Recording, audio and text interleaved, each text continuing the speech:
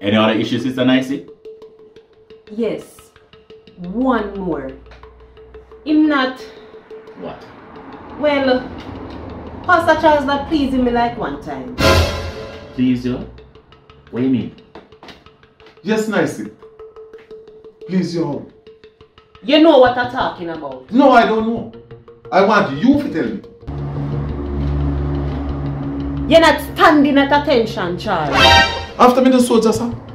When me stand at attention for? You want me to spell it out?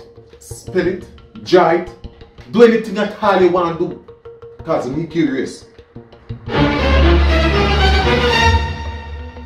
Your penis not standing at attention. It's not hard enough.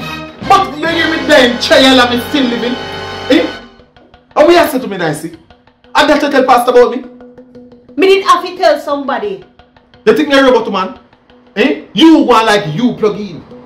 Eh? You tell Pastor say, me can't stand up. But you don't tell Pastor say you come like the song we say, deep and wide, deep and wide.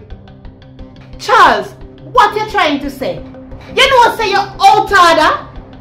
Out order? Me out order, woman? Mr. and Mrs. Underwood, stop this nonsense. No. You guys have neighbors, you know. It don't sound good. Brother Charles, your turn. What are some of the problems that you're having with Sister Nicey? She chat too much. And she love people business. And she too enough. And she just want with you have sex like you're a robot. Nobody need rest. So what is wrong with sex every night, Charles? We're two married people, Pastor not even wearing ring. Correction dear. We are two old married people with big picnic at our college. You think we still have in the team? Brother Charles, Sister Nicey, this sound like some real serious problems you guys are having. Right now, I don't think I can help you guys, you know. This is way bigger than me. Lord, you hear what Charles said about me? I will never forgive you for this. And I will never forgive you to tell everybody something important. I never tell everybody. It's Pastor alone me tell. It's only Pauline and Doris.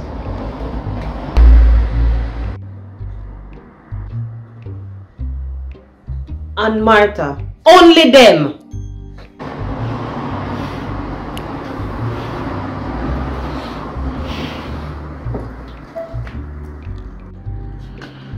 Whoa.